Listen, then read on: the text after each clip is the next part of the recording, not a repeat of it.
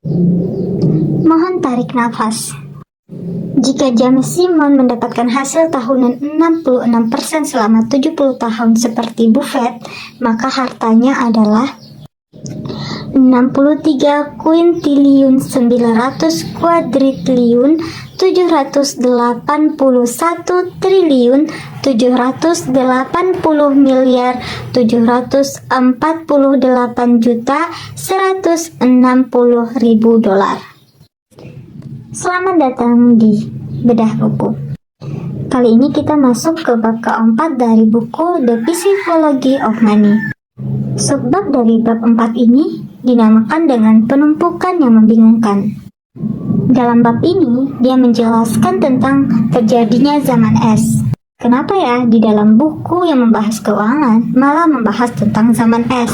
Tunggu, kamu harus tetap dengarkan. Zaman es dan pertumbuhan uang itu ternyata mempunyai hubungan. Nah, kita bahas dulu kenapa zaman es bisa terjadi. Jadi, di dunia ini telah terjadi zaman es secara 5 kali berulang, di mana seluruh bumi tertutupi oleh es. Lalu, kenapa semua itu bisa terjadi? Jadi ternyata zaman es yang berulang itu terjadi karena adanya sisa-sisa es yang masih ada di bumi ketika datangnya musim panas.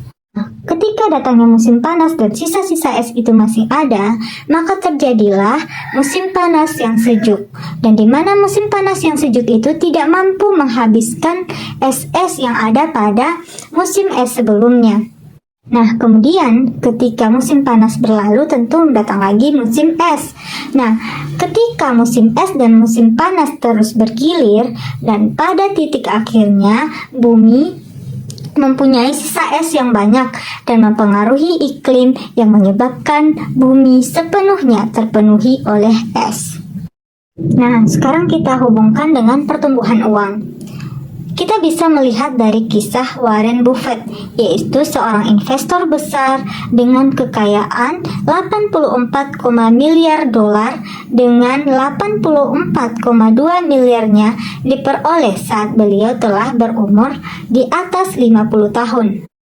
Dan yang paling mengejutkan lagi, dari 84,2 miliar dolar yang ia peroleh di atas umur 50 tahun, ternyata 81,5 dolar Amerikanya itu diperoleh saat beliau berada di pertengahan umur 60-an.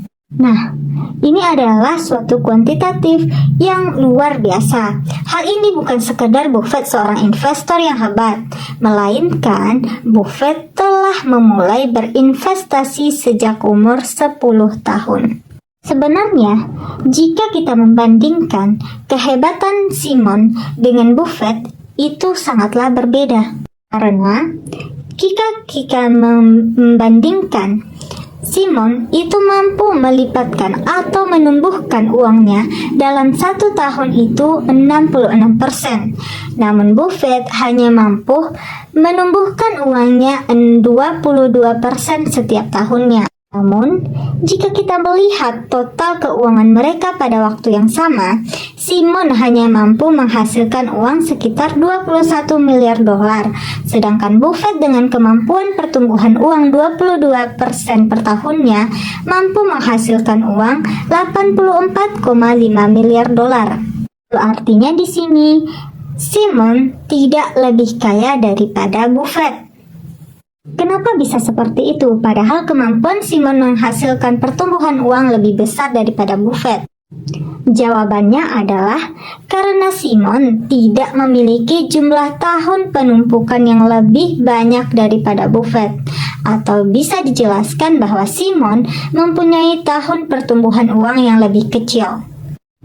Kalau misalnya kita hitung bahwa Simon mempunyai waktu yang sama dengan kemampuan pertumbuhan uangnya 66% yang menggunakan waktu yang sama dengan Buffett, berarti Simon akan mampu menghasilkan uang sebesar 63 kuintiliun 900 kuadriliun 781 triliun 780 miliar 748 juta 160 ribu dolar.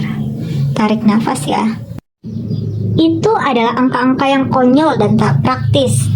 Namun intinya adalah bahwa apa yang tampak sebagai perubahan kecil diasumsikan pertumbuhan bisa mengarah ke angka konyol dan tak praktis. Jadi ketika kita mempelajari bagaimana sesuatu bisa menjadi sehebat adanya, mengapa Buffett bisa kaya, kita sering mengabaikan pendorong utama keberhasilannya. Ya, salah satu faktor utamanya adalah waktu.